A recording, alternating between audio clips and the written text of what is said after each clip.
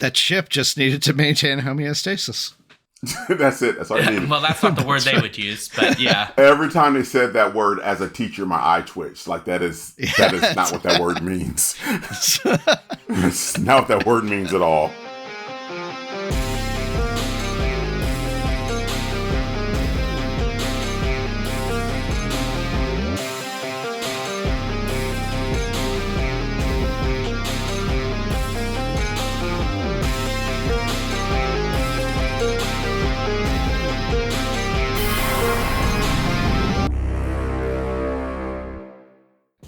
And welcome to the Skiffy and Fanny Show's Torture Cinema! Fuck off! No! No, not on, oh no. Kill me. What? That's a direct quote from Sean while he watched the movie that we're discussing tonight. That is a direct quote from the chat. From the chat. At some point, he was just pounding the keyboard. Random. That was my rendition of that part. I was so grossed out. I think I know the exact scene that's from, and that is when our two heroes, with deep quotation marks from hell on it, climb into bed with the two women scientists. Oh my God. I think that is the exact moment. No, I think it might have been the later point, but I don't know. When the women come into the guys, yeah. There were a lot of fuck offs during it, yes. Oh it was because it then went to, this is a dream. It's got to be a dream. Please let it be a dream. Oh no, it's the scene where she's like where the girls are coming onto the them. Yeah. And just start making out with the guys. And... Oh, man, we're going to get to it. Don't you worry. We'll get to this problem. I'm going to have much to say. All right, I'm Sean. I'm Daniel. And I'm Aurelius. And our Torture Cinema theme for this month was movies that I think Daniel will hate. It came down to a three-way tie, so in honor of Earth Day, we ended up going with the 1996 comedy Biodome. Comedy is in quotation marks here for good reason. Also, I thought Daniel would hate this the most, and that was sort of the selecting factor, and I think that's accurate.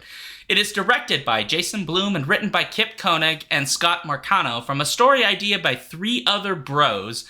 Biodome stars Pauly Shore, Stephen Baldwin, William Atherton, Joey Lauren Adams, and Kylie Minogue. It also features appearances by Rose McGowan, Roger Clinton, Patricia Hearst, and the debut of Jack Black and Kyle Gass as Tenacious D. Jesus, that is their debut? Yes. You poor bastards. It has a 4.4 out of 10 on IMDb, an equivalent 2.2 out of 5 on Letterboxd, a depressing 51% on Rotten Tomatoes' popcorn meter, but a more realistic 5% on the tomato meter, which is the critic score. This film was sadistically selected by Sean from the three-way time by our Patreon supporters from a poll that was filled with nothing but pain for me. I think this is actually the one I ended up voting for too, because I just put it in a random number generator and Biodome ended up being the one that came up. But if you're not yet subscribed to our Patreon, please join and get a chance to suggest future torture movies for us. Force it upon us by voting in upcoming polls, and even join us watching it live on Discord, all for as low as $1 a month. And so you could have seen that that quote that I gave at the beginning. You could have seen that happening live as the movie progressed. In fact, you could have watched it with me and Andrea, who had to sit through this entire thing while two other people skipped out on us. I get it. No, I'm not mad at him. I'm not mad at him.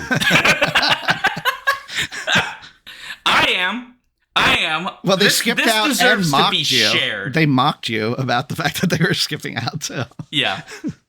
All right. Well, before we seal ourselves into the Biodome, let's get to what we're drinking. This is a friendly reminder that alcohol may be consumed on this show, but it is not a requirement. It's only a requirement that you bring a beverage. If you're at home imbibing of the sweet nectar of fermentation, you should do so responsibly, which means absolutely do not get behind the wheel of a car or any motor vehicle that is more than like one of those Barbie cars that you buy kids. And even then, I would say probably not. right? Be responsible for the love of God. And please, if you have an alcohol problem, do not drink. Just go have some water or tea or, I don't know, like a nice craft soda. There you go. Of which there are many. Daniel, what are you drinking, Booby Bear? So I have a sort of typical Armagnac that I'm enjoying, but because of the movie that we watched and I hated it and it was painful, I also got out a shot of Kirschwasser in case I needed it from Germany. And it's in one of my favorite little shot glasses from Germany from the bear cave, a prehistoric bear cave. And it has these cute little baby bear cubs on it. It's one of my favorite shot glasses. And so what about you, Aurelius? What do you have for a beverage? I am drinking Arizona tea. The price is on the can. Yeah. All right. And you, Sean? I got an alcoholic beverage. It's just tropical 7-Up with a little bit of triple sec and the Tabasco tequila that I happen to have that isn't very good.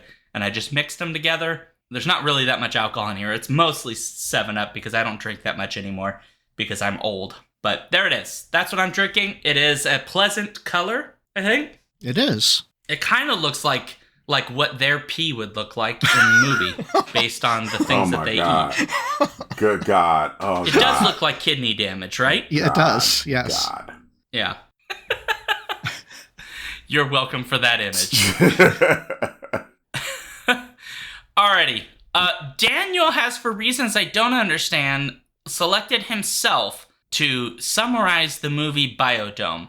But I need to preface something first before you get into it, Daniel, which is that I need you to acknowledge that this film is an unofficial prequel of Idiocracy. Okay. Oh. That is... You'll have to continue on that I'm then. Right. I have not seen Idiocracy, so I've heard much about it, but I've actually never watched it. So the thing you need to know is in the beginning of Idiocracy, they do a whole bit where they're like, hey, like it's documentary style, like, hey, part of the reason why society goes to shit is that all the dumb people have lots of kids and all the smart people are like too busy being smart to have children. And so they just show a bunch of dumb people just being like, like I'm picking lint out of my belly, and they have like 12 kids, and they show like a super bunch of PhD holders who are just like, I think I'll just have a scotch. This film is evidence that that film is correct, because I need to remind everybody that our two main characters are some of the most disgusting, horribly stupid, self-centered ignoramuses you have ever met.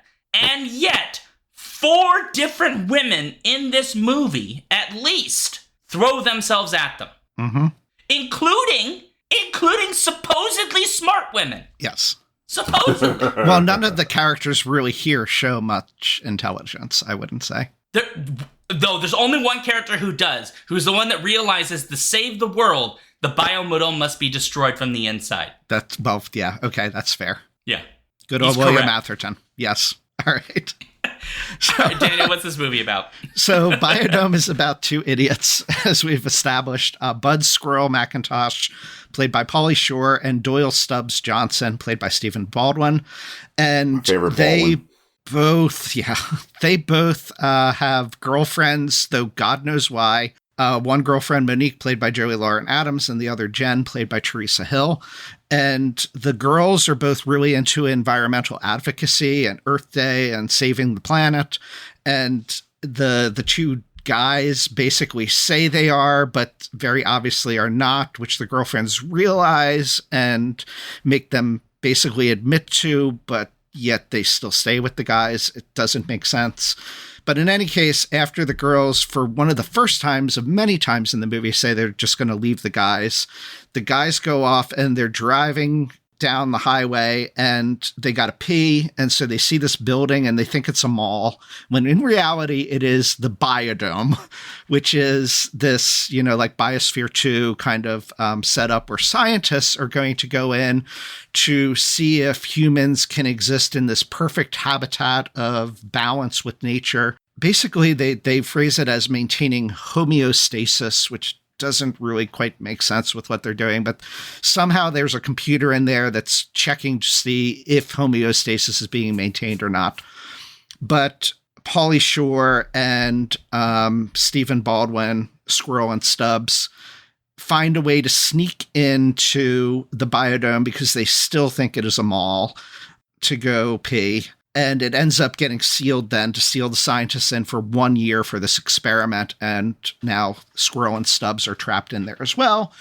And of course, they immediately start wreaking havoc, and their inane antics start destroying or damaging things, that careful balance of nature that the scientists are trying to establish, much to the consternation of the head scientist in the biodome, Dr. Noah Faulkner, played by William Atherton, and Dr. William Leakey, played by Henry Gibson of The Burbs fame, amongst other things, who is the main sort of scientist that's outside of the biodome, supposed to be monitoring them.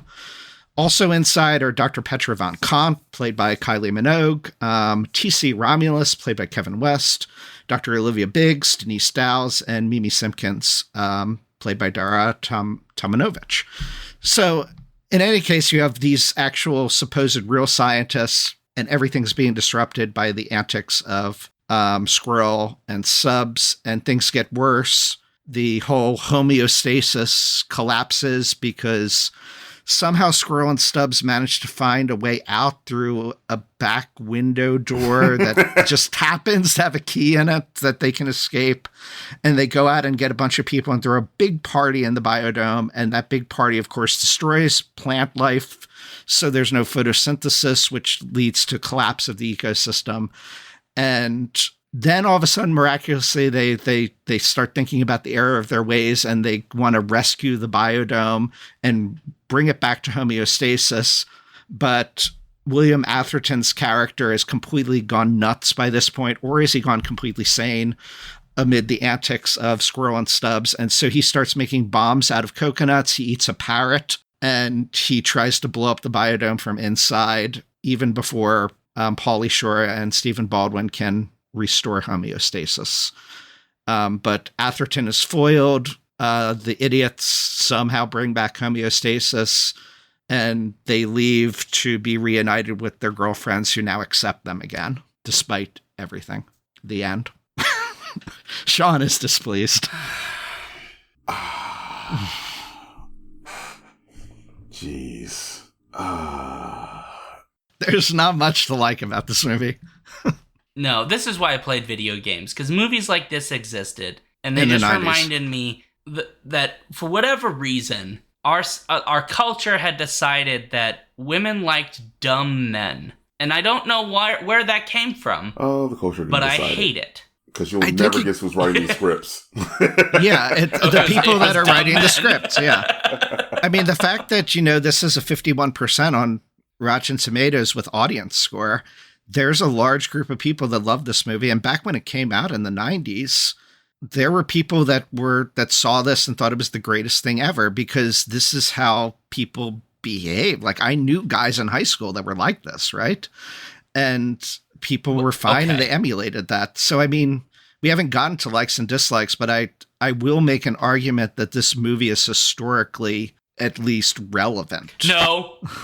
As a snapshot of the 90s. Use any such words. No. Like, from an academic sense, this movie is actually kind of interesting, but it's absolutely terrible. This film is loved because of Purple Sticky Punch. That's why it's loved.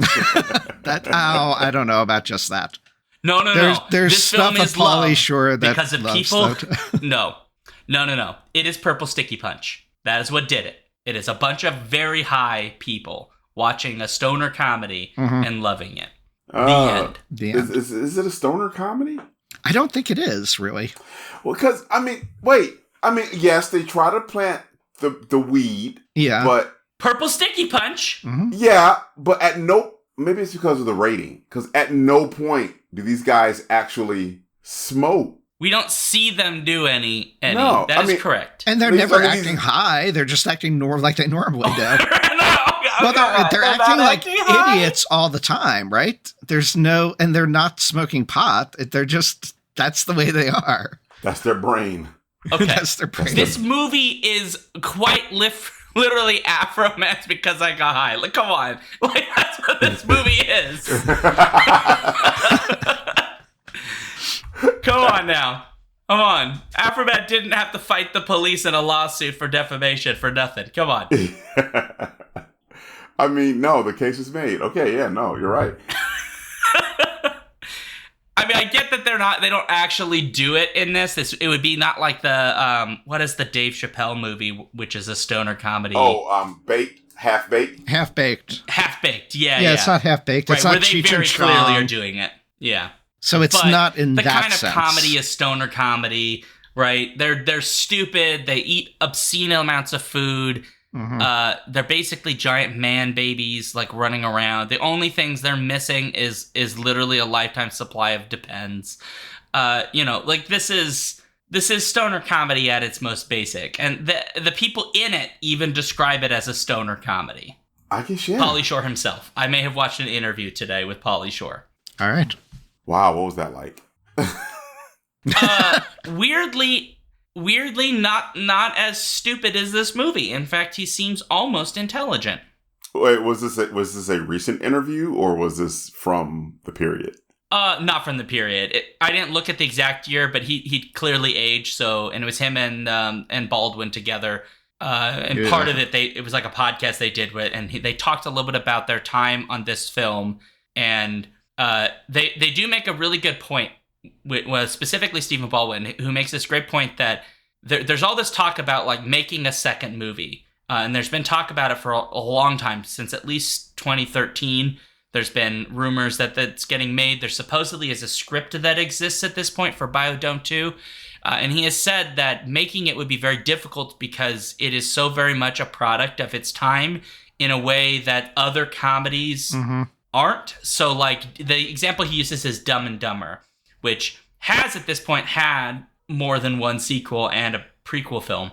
And I think you can keep making Dumb and Dumber movies because they're not very much cemented in the time. This film is very 90s, like late 90s embedded. The very distinct culture, the environmental language they use, all of it is very distinctly late 90s. But they're going to make a new one, probably.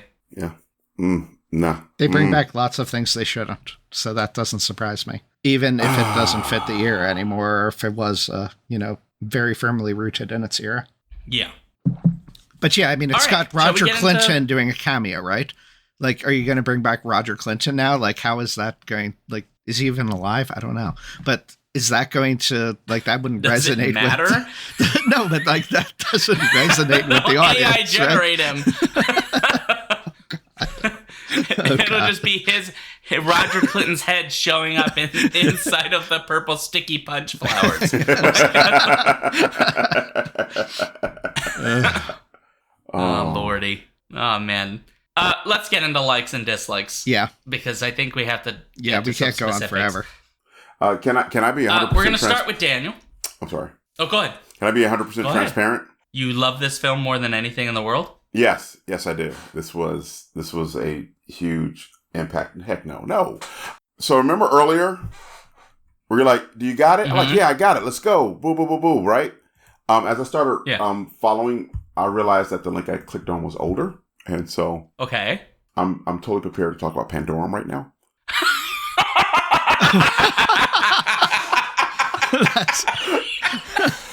Like, I got it. And like you guys are doing the introductions, I'm like, this seems oddly familiar. Oh no. So because you were on the Pandorum episode. That's But you watched Biodome, correct? I did. I totally watched Biodome. I did watch Biodome. Okay. You can sent tell by the wrong twitching. script file. I sent you the new one. Going gray. Yeah. Yeah. Oh man. Yeah, I sent you the new one. The Pandorum link, and he's been looking at this going, wait a minute, why are we talking about Biodome? It says Pandorum here. He's having deja vu. Right? Yeah. I was having a moment for a second. But no, I did watch Biodome. Okay. So just make sure we're on the same page. We're good. We're together here. We're on the same. Yeah, we're talking about Pauly Shore. Literally on the same page. Okay. Now, Pauly Shore in Pandorum, that would have been a thing. No, oh, no. He wouldn't survive. He would not survive. Oh, actually, Hey, I'm buddy. Last man standing. There you go. He just gets out of the little boats at the end, and he's like, free mahi mahi, free mahi mahi. In the end, it'd be him floating to the top with two of the mutants in bikinis, like, hey.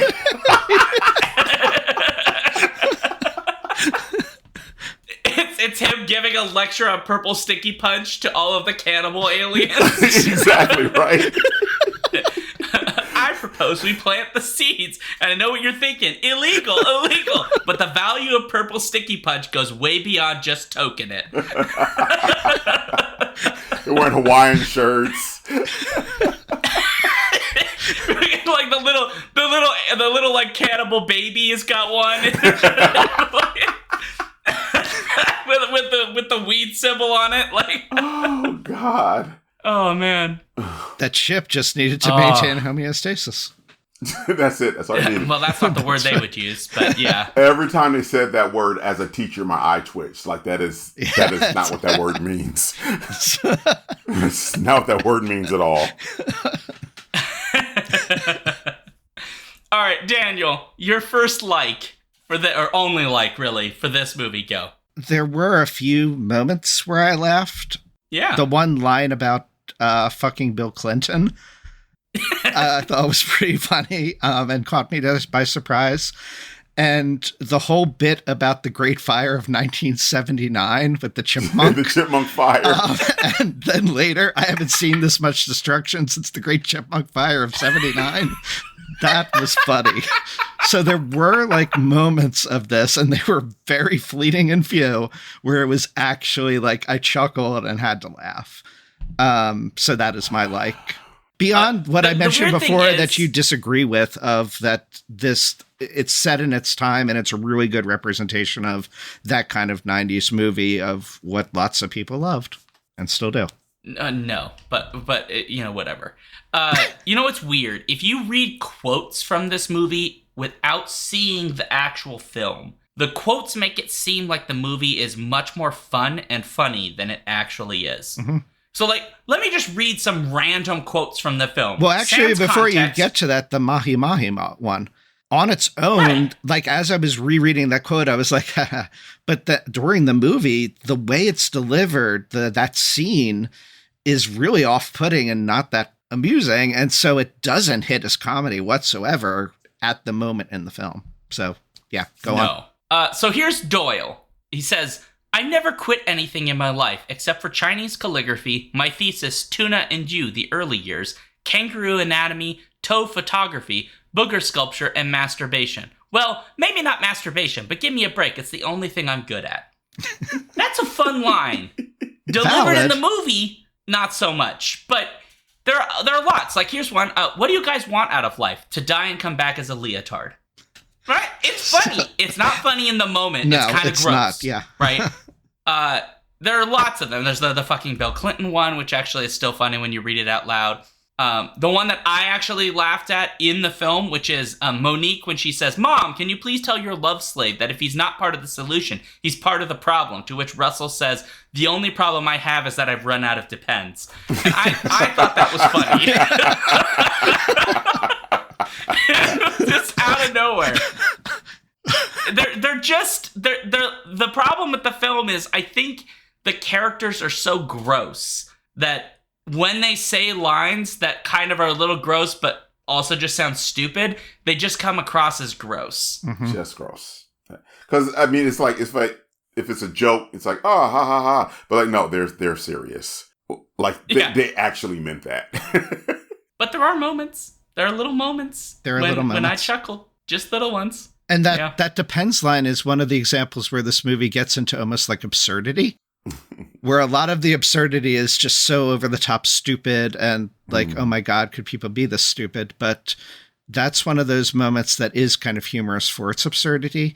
And there's one visual moment. Was I dreaming? But I swear there's the safety dance moment where they're dancing to the montage that's going on of playing safety dance. and that's kind of amusing. But then I swear there's a shot where there's also like a little person in front of them dancing. Yeah. Oh yeah. What was that? Where did it come from? Or where did they come from?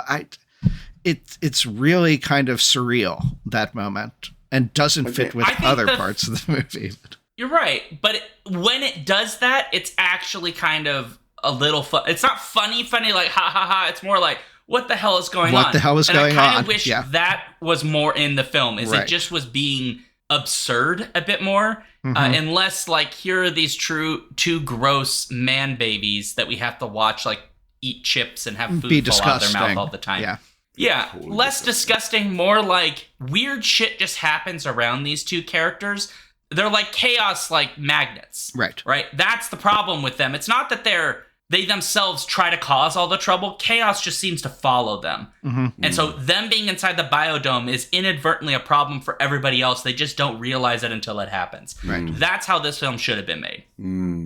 But they themselves Less are gross. not like morally repugnant Right. trash, right? Yeah, exactly. Yeah. Aurelius, what about you? What do you like about this movie? Deepest sigh ever. That you have to watch the video just to see that face.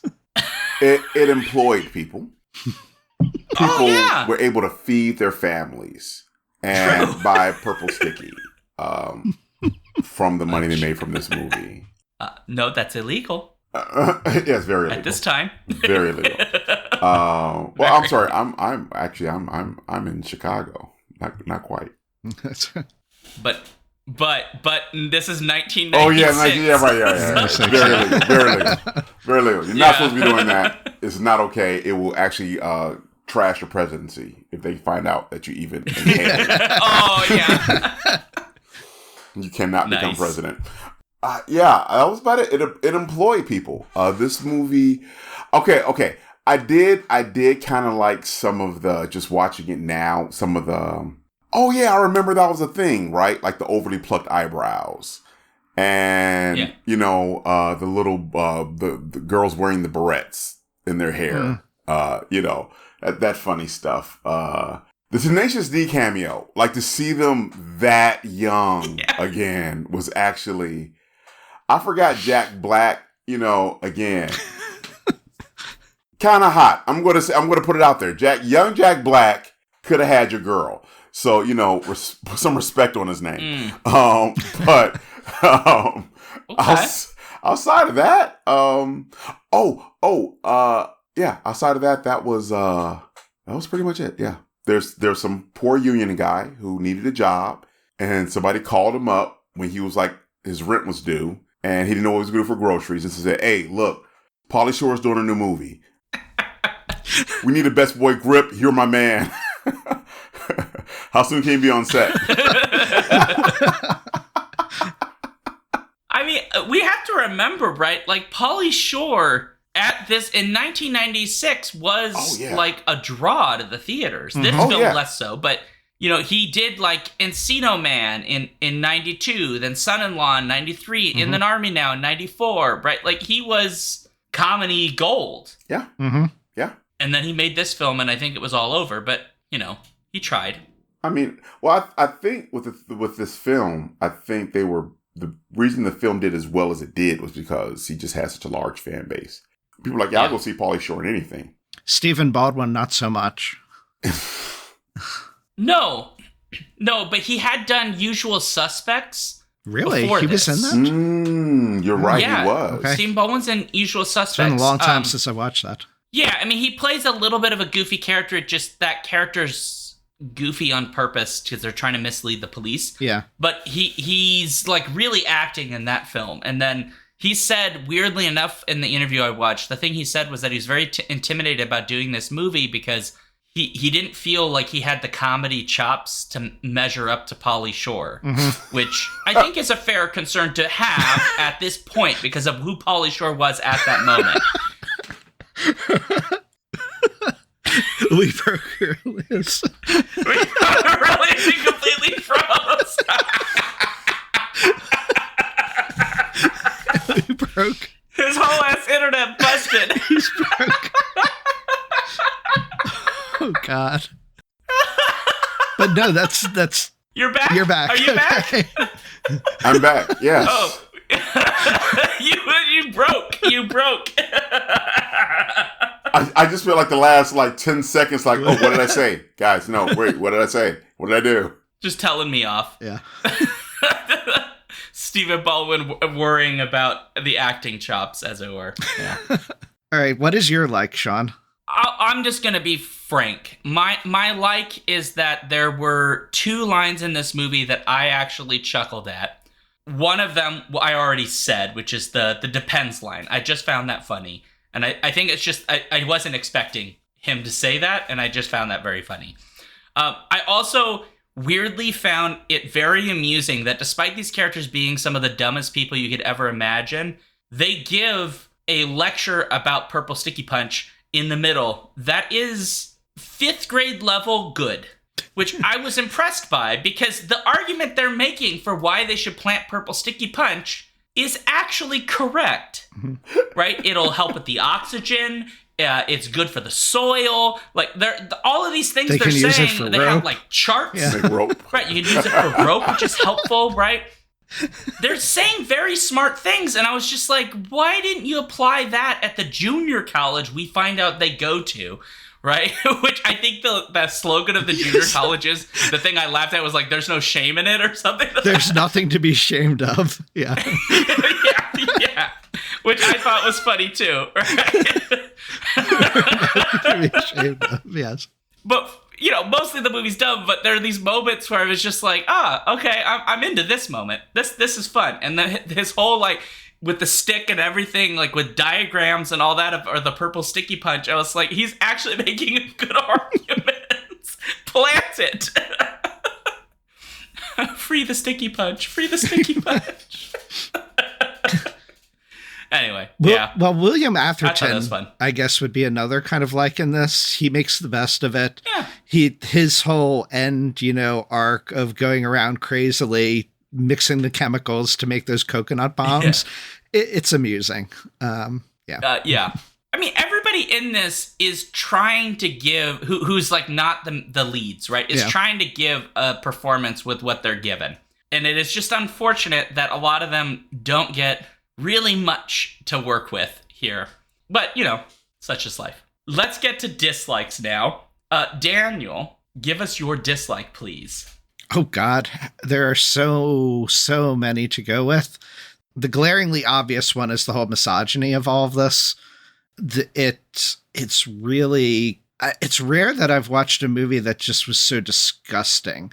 I watch plenty of horror exploitation things that have misogynistic elements to them, but this is just blatant, and that's the whole purpose of it, seemingly.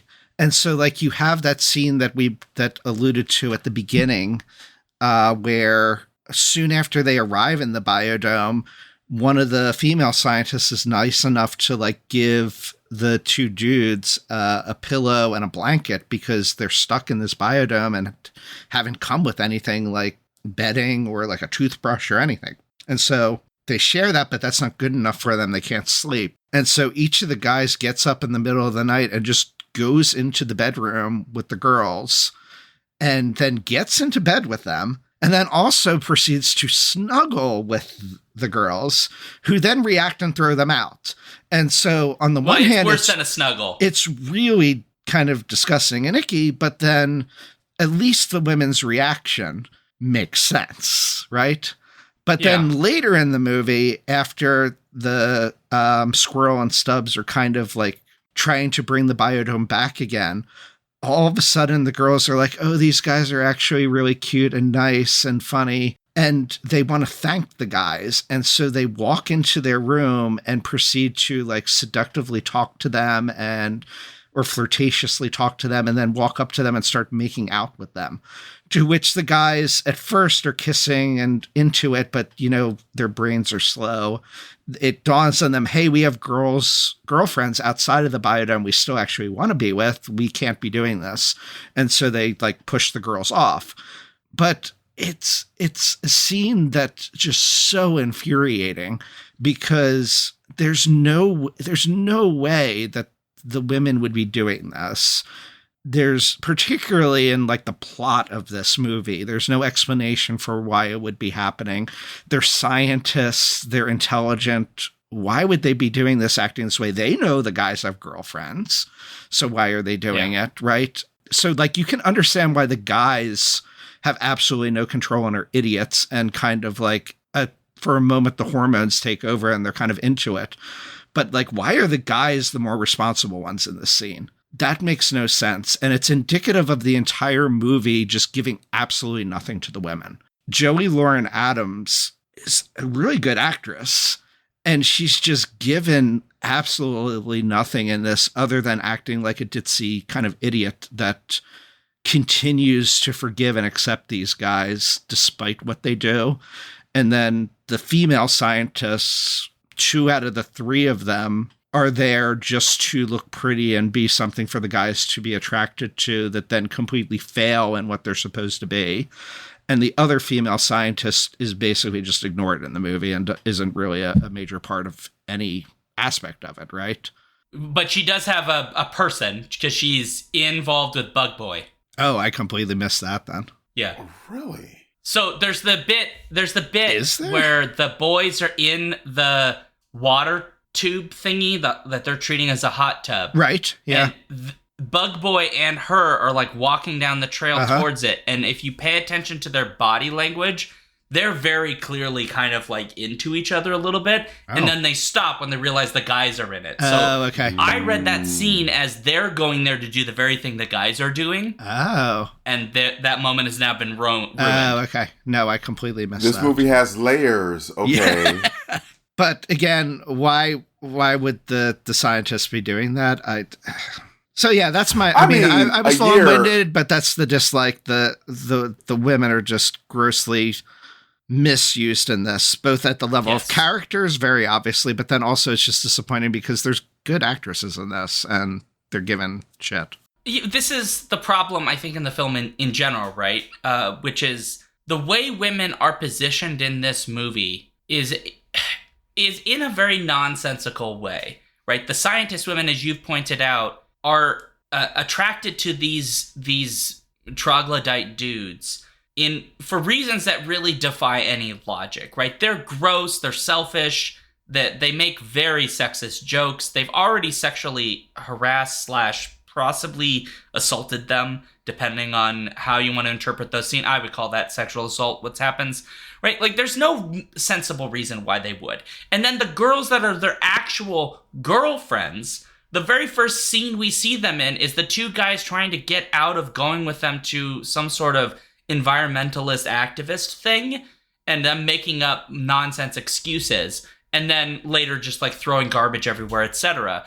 And so I kept wondering, like, why are women interested in these guys at all? The 2 guys we meet later who pretend to be environmentalists because they just want to get laid, I understood them because there are men that are exactly like that.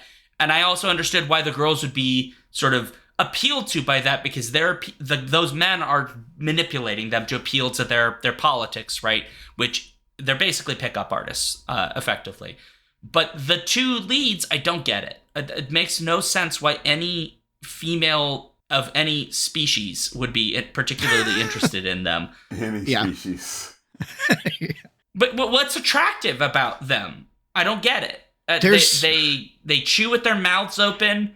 They constantly make lewd jokes. They like basically stick fingers into each other's butts and like all this like really gross stuff. You know, I mean, like at least Fred Flintstone, who is sexist, at least works hard for his family. What do these guys do? Like, do they have jobs?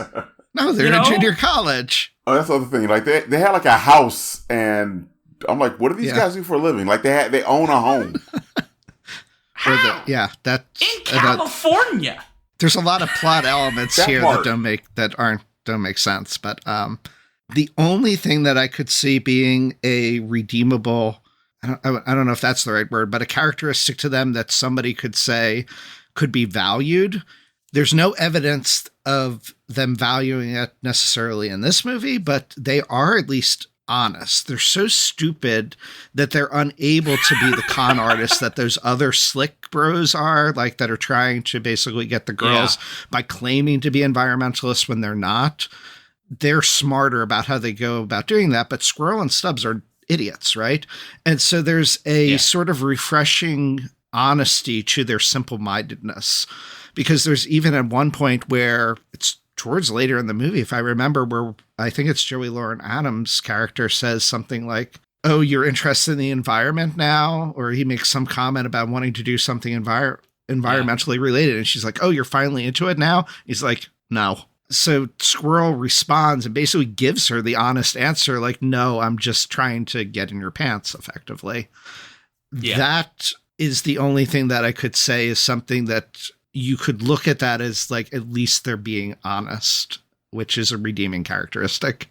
Which is a low bar. Yeah, such a low bar. But that's the thing, right? The way this film almost ends up is almost redeems their characters, because they're repugnant the first three quarters of this film. Just about they're super selfish, gross, etc. At the end, right, when they basically are like, we're gonna save the biodome, right, they come up with a lot of actually pretty good ideas, like we'll use old beer cans and stuff to like to get condensation and all of these kind, like they come up with kind of cool ideas to reflect the light. And I kind of hoped, I thought that this would be nice if what we get at the end is like, they're maybe not all the way there, but they sort of go, I get why it means something to you, and like it was actually kind of fun to do this whole thing of saving this biodome, and we're like really actually proud of what we did, and it turns out all the stuff that you girls are trying to get us interested in isn't actually as stupid and worthless as we thought. We're still stupid, but we're gonna try, right? And at least then I'd be like, okay, there's character growth here, right? But there's none. There's at the end, like they might as well have their fingers in each other's butts again. Well, Henry Gibson, right, the scientist outside the dome that's leading this all, he gives them a job, right? He says basically you can come back as one of the scientists here working in the biodome. So that's so dumb.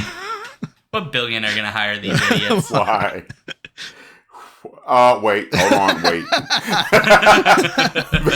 Good point. Yeah. Got it. You're right. Yeah. Well, Aurelius, what about you? What is your dislike? Okay. So you got my big one, the misogyny.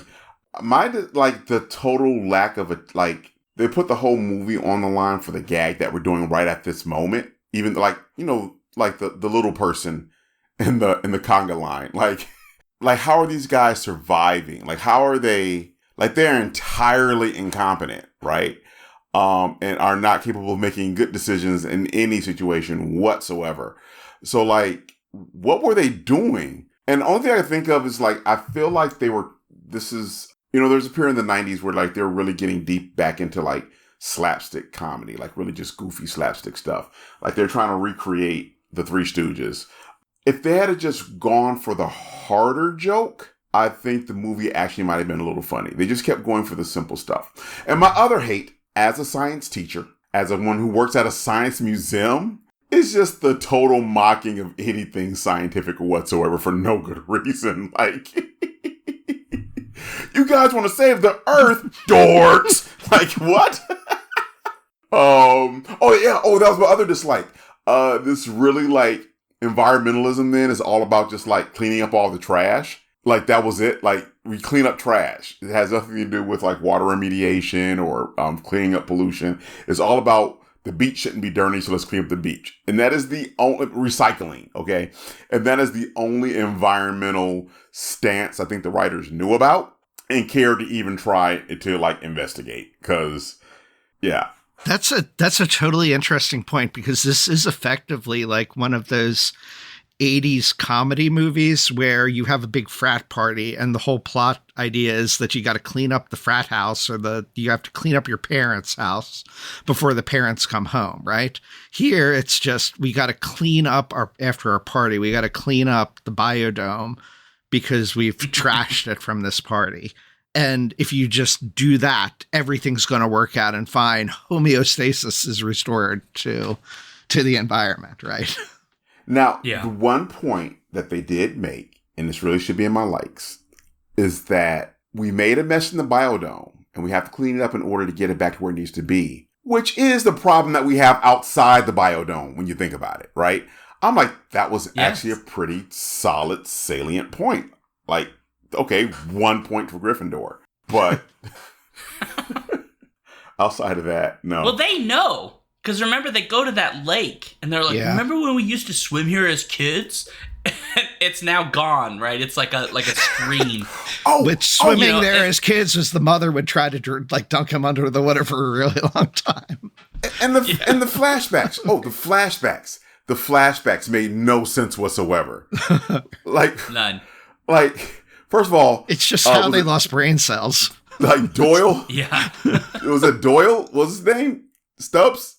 Doyle Stubbs. Stubbs has the same haircut for his entire life, except for that one where he has like the black spiky hair, and it made no sense. And then Pauly Shore doing an impression of Pauly Shore. It didn't sit right with me. It's just like, it's bad when you know it's a stupid movie. You accept it on the terms it's a stupid, poorly written movie, right? And they still manage to disappoint. Mm-hmm. Yeah, they still manage to disappoint. I like our current administration. I came in expecting stoner comedy, and some of that is in here, but I expect better. Like, no, we usually with a good it's only a small portion of it. Yeah, the funny trip. We got no funny trips. Mm-mm. You got to have the funny trip scene. Nothing of that nature. Yeah, no, none of that. All right, so what's your dislike, Sean? Other than that, you really wanted a stoner comedy that went all in. Yeah, well. I probably would have said my number one dislike was how this treats female characters, which is we basically already did. And that's just because I find it risible to such an extreme degree. Not because I expect films to always like treat women in like some sort of perfect magical way, but it just doesn't make a lot of sense why the female characters are presented this way. And I just don't like that. The thing that I think I found really annoying is that the plot of this film hinges on one character not understanding how time works. Because Atherton's scientist character, right, when they find out that Bud and Stubbs and Squirrely McBurley or whatever their dumb names are inside the biodome, the super millionaire billionaire who financed all this rightly says, let's just open the door and let them out, and then we'll just reset it. And that's correct, because they don't find them days in or weeks in like they've been hiding. They find them like 3 seconds into the event, right? And so his whole thing is like, no, it'll mess up the experiment. I'm like, let's be real, buddy. 2 ignoramuses inside here did way more to your experiment than the 3 seconds it would have taken to open the door, get them out, reset the experiment. Like, it's sort of like one of those plot contrivances that I understand what it is meant to say about the character, but it also doesn't make a lot of sense. And it means that this movie gets to exist. Exactly. Instead of ending literally there. As my mom would say, and then we wouldn't have a movie, dear. Correct. Yet they also have a window that's open, like from the desert, that you can just open up and exit out. With the key still in it, which... With it still, that's not going to fuck up the experiment. Not at all. Yeah. It doesn't make any sense. I mean, none of this film really makes sense, to be fair. These 2 junior college dropout... No, they're still in junior college, so never mind. Well, we don't really know. They're we smart enough to figure this out. We never see them there. We don't even know if they finished a class. They might not have ever showed up. They might have been kicked out, and they're just telling their girlfriends they go there. I don't know. I'm amazed they can drive a car.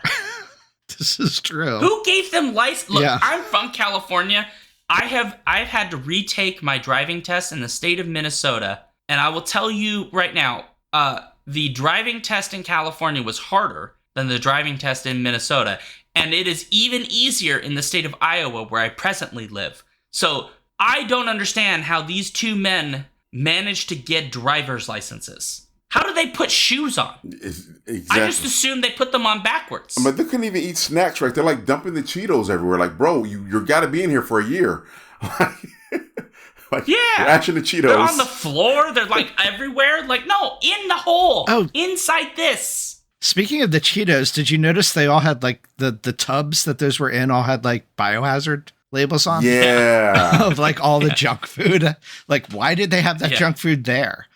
Because their meals were all like soy based, right? So it was supposed to be all healthy, nutritious stuff. Yet they for some reason had these giant tubs of biohazardous Cheetos and Pringles and I such. also hate that joke. The whole like, oh, soy food, like it tastes gross. It's like, no, it doesn't. It tastes fine. Shut up.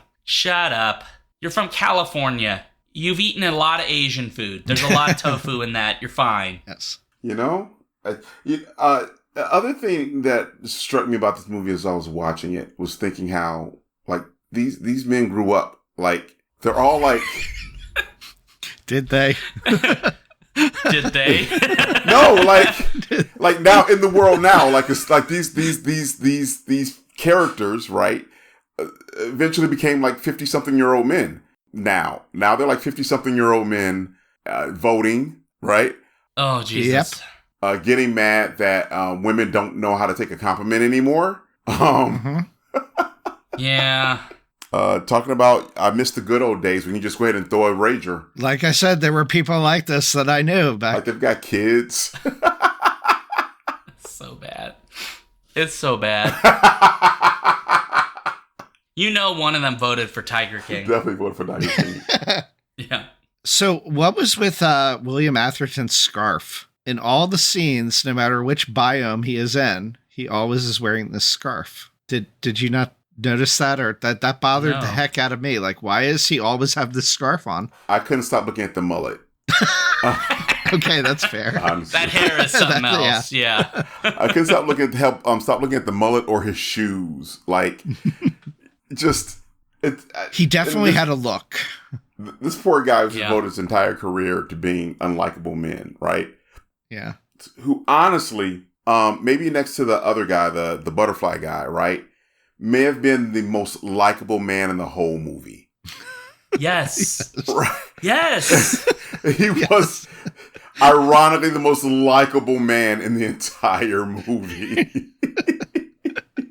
If you think about it, those two scientist men are the only thing that's weird about Butterfly Bugman is that he's a little too eager to watch rare butterflies bone, which is a little weird, but he is like an entomologist, so I kind of get it, right? Like, I mean, at the same time, I suppose you have to be excited if endangered butterflies finally do it. And then the other guy is kind of, as you say, right? Like, he's a little bit rough around the edges in terms of his behavior, but nothing about him, like, he's not lascivious, he's not being gross and telling gross jokes, he doesn't stare at the women in weird ways, he's just very committed to the work. And he's the Fred Flintstone of this group. I'm telling you, he's committed to the work. He just wants it to go well, and he becomes the butt of the joke, which is what makes me like the other characters worse. Like, and Henry Gibson just wants it to be a success. I mean, he's yeah. Well, I think we have to get to our final thoughts and grades for this film. So, Daniel, final thought grade, go. I hated it, F-. That's it? That's okay. Aurelius, it's up to you now. I'm giving it a G. There is no G. It stops at F-. Like, god awful. So, F- it is. F-. No, wait, no, because that makes it positive. No, wait. No. We don't multiply, we divide. There's a difference. Man. Definitely F. Yeah, I must concur. This is a film I don't think I ever want to see again. This is my second time seeing it in my life. I think I'm good. Yeah. So I agree. I think this is a consensus F- grade, guys. Yeah. It's not a good film. I understand why some people like it, and like if you like it, cool beans to you. But you cannot pay me to watch this again. Actually, you probably can. I'm kind of cheap. Yeah. I will watch it for money. Heck yeah. 100%. Yeah. Well, at this point, trust me, I need money. 10 years from now, you got to watch it for Redux. I like how ambitious you are that we're still making a podcast 10 years from now. Oh, Lordy. That 20 25 years of podcasting. Good Lord, we're so old. Will there be a world then? Yeah. No, the bacteria will take over. Okay, folks, that is the show. So if you'd like to let us know what you thought, if you'd like to send us a grade for this film, you're free to do so. Send an email at skiffyandfanty@gmail.com, or if you are part of the Patreon Discord, you can go into the Discord in the show discussion channel, and you can talk about it, or the movies channel if you want to talk about the movie. You can, of course, find this show, Blue Sky, Threads, Mastodon, YouTube, a whole bunch of other places. skiffyandfanty.com/skiffythings is where you will find all of those links. We are live every Friday, 7 p.m. Central, for a new episode almost every Friday of the year, with a handful of exceptions, usually for our break period. So find us 7 p.m. Friday Central Time at twitch.tv/alphabetstreams. And then if you have money you don't need for food, medication, or housing, and so on, and you would like to support the show, patreon.com/skiffyandfanty is the way to do it. $1 gets you into almost everything in there, including the Discord. We get our speculative dispatch and other kinds of stuff that's in there. So, free episodes and other kinds of things. So there you go. Oh, and we should mention that we are going to be releasing on the Patreon our Torture Cinema Redux, which is us going back to the very beginning of Torture Cinema and rewatching films from the very beginning and regrading, because we've now done like 160 something of these. It's a lot.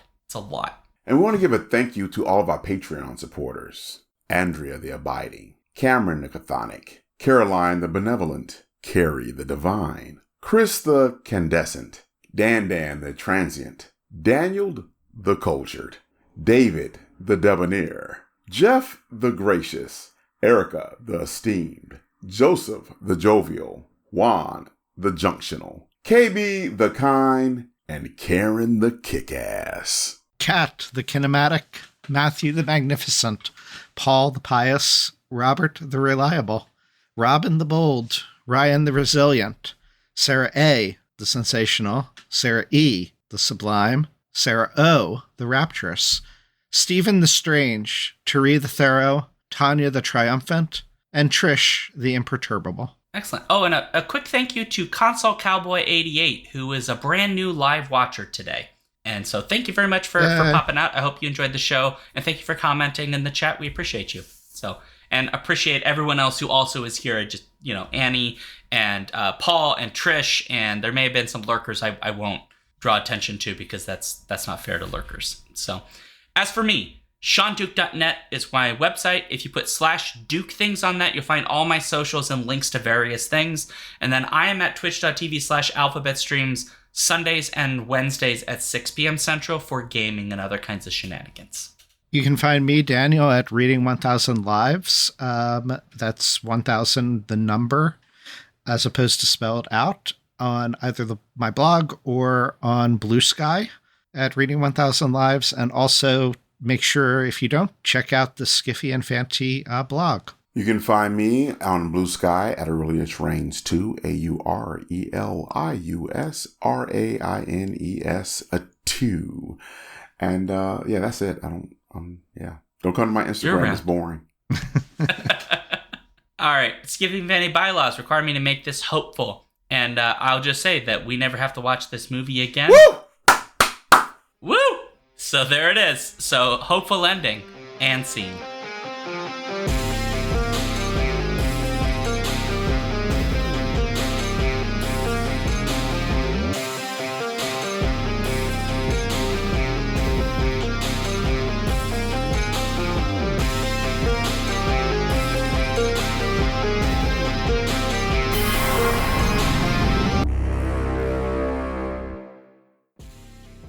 If you want to support this show, you can go to patreon.com/skiffyandfanty or skiffyandfanty.com, our website, where you can get access to all of our fancy things. Our music comes from Holy Mole. You can support him and his work at patreon.com/holymole. Thank you for listening.